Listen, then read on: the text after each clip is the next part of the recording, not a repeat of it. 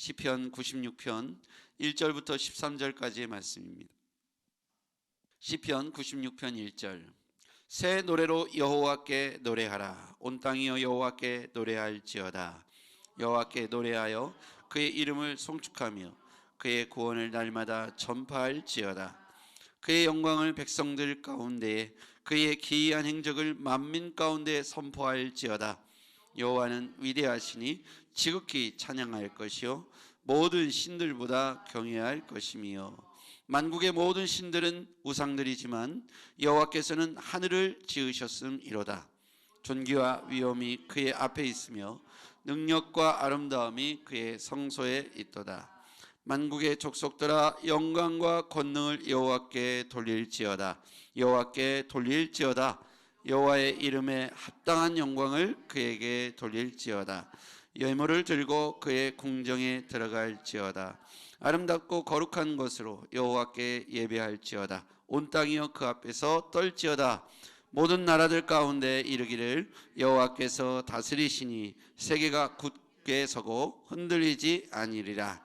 그가 만민을 공평하게 심판하시라 할지로다.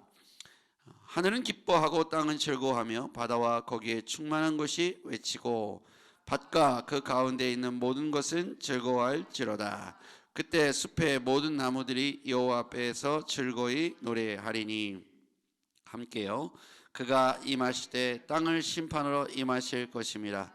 그가 의로 세계를 심판하시며 그의 진실하심으로 백성을 심판하시리로다. 아멘. 오늘 이 본문에서 우리에게 던져주고 있는 키워드는요, 첫 번째 키워드는 여호와를 노래하라, 여호와를 송축하라, 여호와를 찬양하라, 이렇게 되어 있는데, 여호와를 찬양하라 이렇게. 그래서 1절부터 6절까지의 말씀을 보면 일관되게 여호와를 찬양할 이유들을 설명하고 있습니다. 첫 번째, 그 이름이 구원의 이름이라는 것을 찬양하라. 2절에 보면요, 여호와께 노래하여 그의 이름을 송축하며 그의 구원을 날마다 전파할지어다. 그 여호와의 이름이 왜 찬송 받으시기에 합당하시냐면 구원의 이름이 되시기 때문입니다. 그리고 그의 백성들 가운데 그의 기이한 행적을 만민 가운데 선포할지어다. 기이한 행적, 즉 우리 가운데 행하신 모든 일들이 신묘막측하신 만큼 예사롭지 않고 보통이 아니고 그의 행적이 특별하기에 기이하다. 그래서 그 하나님이 왜 이름이 찬송을 받으셔야 되냐면 구원의 이름이 되시고 또 그의 행적이 정말 기적을 행하시며 능력을 행하시는 이름이기 때문에 그의 이름을 찬양하고 선포하라는 것입니다. 그리고 그분은 또 어떤 분이시냐면 창조주이시다. 모든 것을 지으셨고 모든 것 위에 계셨다. 5절 말씀, 만국의 모든 신들은 우상들이지만 여호와께서는 하늘을 지으셨음이로다. 존귀와 위엄이 그의 앞에 있으며 능력과 아름다움이 그의 성소에 있도다. 그러니까 그의 이름이 보통의 이름이 아니라 창조주, 모든 것을 지으신, 만물을 창조하신, 만국의 열국을 창조하신 전능하신 하나님이기 때문에 그 이름을 찬송 받으시기에 합당하시다. 그런데 여기서 중요한 키워드 중에 하나는 만국의 모든 신들은 우상들이지만 여호와께서는 하늘을 지으셨음이로다. 왜 우리의 하나님의 이름이 다른가? 하나님의 이름은 창조주이신데 모든 신들은 우상들이지만 우리 하나님만이 지으신 창조주이시다. 그래서 우리의 주변에 보면 우상들의 모습들이 많죠. 그러니까 하나님의 이름과 다른 우상들의 이름을 섞어서 혼동하지 말라는 것입니다. 하나님의 이름은 우상들의 이름과 다르다. 비교할 수 없을 만큼 하나님은 찬양 받으시기에 합당하시다. 그래서 우리는 하나님을 향하여 예배하고 찬양하는 것이 마땅하다는 것이죠. 또 두 번째, 하나님께 영광을 돌리라. 7절부터 시작됩니다. 만국의 족속들아 영광과 권능을 여호와께 돌릴지어다. 8절, 여호와의 이름에 합당한 영광을 그에게 돌릴지어다. 이렇게 말씀하고 있습니다. 그러니까 모든 이름에 합당한, 여호와의 이름에 합당한 영광을 돌리라.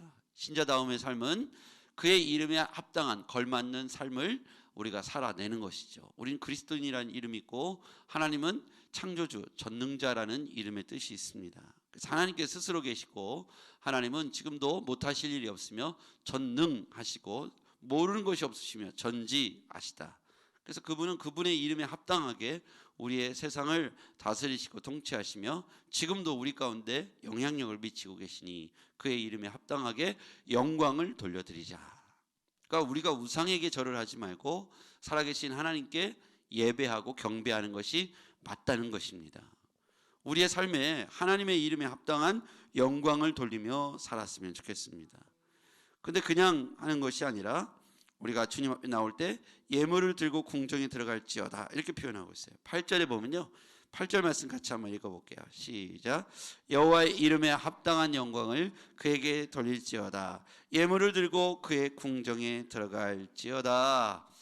예물을 들고, 다른 표현으로 생각해 보니까 그에 합당한 값을 치르고, 예수님은 이 땅에, 아니 하나님은 이 땅에 하나님에 대한 사랑을 나타내시기 위해서 핏값을 치르셨죠. 예수 그리스도, 독생자 예수 그리스도 이 땅에 보내셔서 그의 핏값을 우리 가운데 치러 주셨다는 거예요.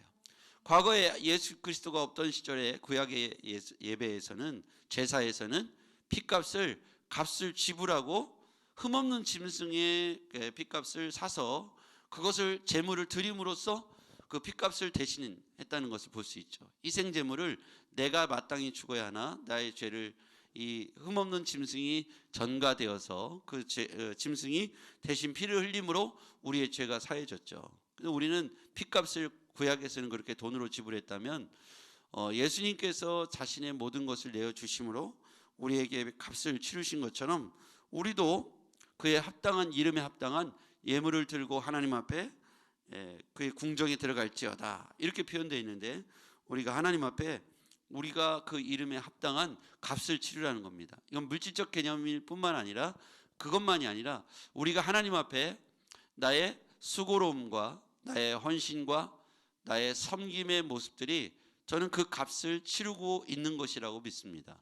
우리가 교회 공동체를 섬기는 것도 값을 치르는 것이죠. 마땅히 예물을 들고 하나님 앞에 나아가는 모습 속에, 그 궁정에 나아가는 예배자의 모습 속에 그 값을 치르는 것은 섬김도, 헌신도, 또는 하나님 앞에서의 순종도 값을 치르는 겁니다. 그 대가를 지불한다는 의미는 결코 쉽지 않지만 하나님을 사랑하기 때문에 그것을 우선적으로 드린다는 의미가 그 안에 있는 것이죠. 가장 좋은 것, 그러니까 나에게 있어서 가장 좋은 시간, 특별한 것을 하나님 앞에 구별하는 것이 바로 예물을 드리는 행위라고 저는 생각합니다. 우리가 이 아침에 7시, 어쩌면 나오기 전부터 6시부터 우리는 준비해서 나오는 이 시간까지의 이 시간들이 하나님 앞에 우리는 드리는 겁니다. 그 이름에 합당하게 우리가 하나님 앞에 드리는 행위가 바로 저는 이 시간이라고 생각합니다. 이 시간을 지키기 위해서, 또는 교회 공동체를 섬기고 대접하고 순종하는 모습을 통해서 여러분은 이미 그 대가를, 값을 치르고 있다라고 생각합니다.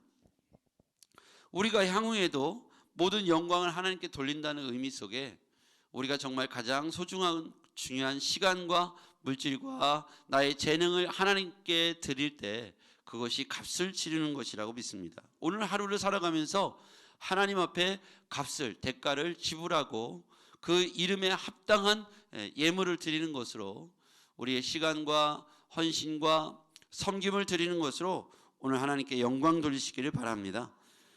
그 다음에 10절에 보겠습니다. 10절, 시편 96편 10절입니다. 모든 나라 가운데서 이르기를 여호와께서 다스리시니 세계가 굳게 서고 흔들리지 않으리라. 그가 만민을 공평하게 심판하시리라. 하나님은 어떤 분이시냐면 공평하신 분이시다. 공평하시고 정의로우신 분이시죠. 그는 공평과 정의의 잣대가 흔들리지 않는다는 거예요.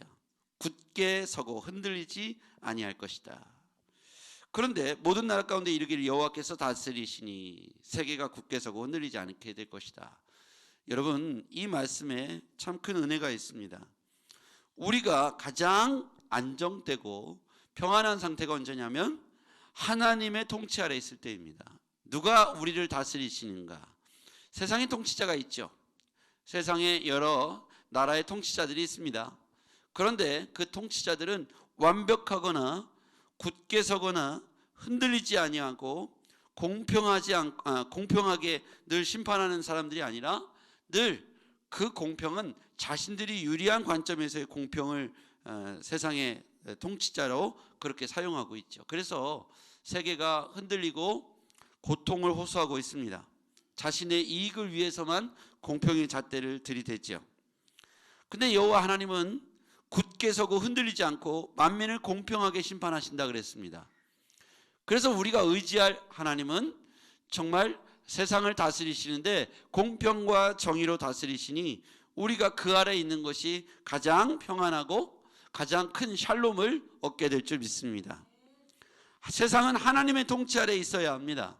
하나님께서 공평하게 심판하시기 때문입니다.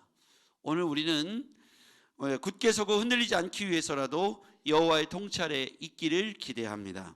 오늘 하루 살아가면서 내가 주체가 되지 않고 하나님이 주권자가 되는 삶을 사시기를 바랍니다.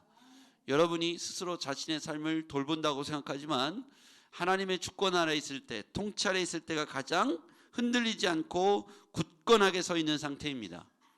우리와 우리 교회 공동체, 우리 모두 삶의 영역 가운데 여호와의 다스리심이 오늘 충만하기를 주의 이름으로 축복합니다. 기도하겠습니다. 참 좋으신 주님 감사합니다. 우리는 하나님을 찬양하고 모든 영광을 하나님께 돌려드리며 우리의 모든 세상은 하나님의 심판 통치 아래 있기를 원합니다. 오늘 우리가 하루를 살아감에 있어 우리의 삶이 하나님께 향기나는 찬송의 삶이 되게 하옵소서. 하나님께 예배자의 삶을 살아가게 하시고 주의 통치를 벗어나지 않는 샬롬의 삶이 우리 가운데 있게 하여 주시옵소서. 여호와께서 우리의 삶을 주권하시고 다스리시니 우리는 굳게 서고 흔들리지 않기를 원합니다. 예수님의 이름으로 기도했습니다. 아멘.